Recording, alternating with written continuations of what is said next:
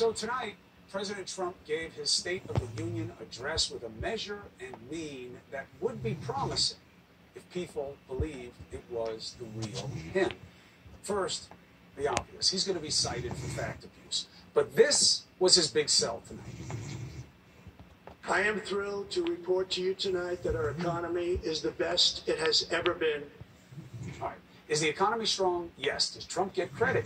Yes. Is he unbeatable, therefore? No. Why? Because what he's just said is an exaggeration both of how we got here and where we are. The numbers are part of a continued and unprecedented expansion that's over a decade old and fragile.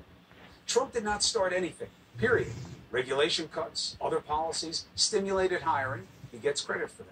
But the big reason for any growth increase is the sugar high of a tax cut that has saddled this country with unmentioned and unfathomable debt. He owes that too. Conservatives know it and hate it. He ignored it. And it is anathema to the right side of that aisle. They're just staying safely in his shadow. They're scared. He also revealed his biggest policy weakness. I've also made an ironclad pledge to American families. We will always protect patients with pre-existing conditions. Listen, pre-existing conditions are the iron and backbone of healthcare. He is rust. That is a lie. He is in court right now trying to remove pre-existing conditions. Right now. By breaking down the ACA and replacing it with nothing, he has compromised countless families, period. The ACA had problems. He has no replacement for those problems. He literally has told you he will figure out his plan and tell you about it after the election. Huge vulnerability. Why? Well, it reflects his neglect of the biggest or second biggest expense for most of our families, insurance cost, and it cuts against what he was selling so hard tonight. What was that? That he cares. Now, whomever wrote this script for Trump portrayed an America that is us at our best in many ways.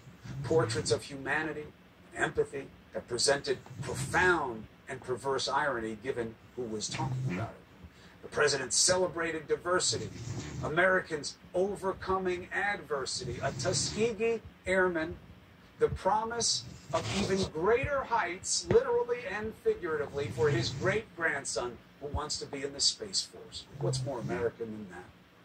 Compassion for the sick and the fallen. True celebrations of pain and our collective commitment to those in need. But they don't belong in the world of Trump's usual plays to xenophobia and division. Look, I get why he did it, especially tonight. And I get why he says and does the things that are poisonous to the same potential that he cited tonight so often at his rallies. We saw what he wanted you to see on this night. But who will he be tomorrow? Especially tomorrow with the impeachment vote. America first, he says tonight. Remember, not putting America first is what got this man impeached. It wasn't just some Democrat gambit to get him. If that were true, why would a growing number of his own craven colleagues in the Senate admit that what he did was inappropriate, wrong, even impeachable? We know why he didn't mention it. But bottom line, remember this. You are what you do, not what you say on one night, not what people say about you. You are what you do on a regular basis. We know who this man is when it comes to empathy, when it comes to how he sees division. Let's see what tomorrow brings, because the trust of his newfound appreciation of diversity should buy him no more than that. But also, think about this. How many of you Republicans would not have shaken Pelosi's hand? How many of you would not have voted to have witnesses in a trial you were supposed to conduct?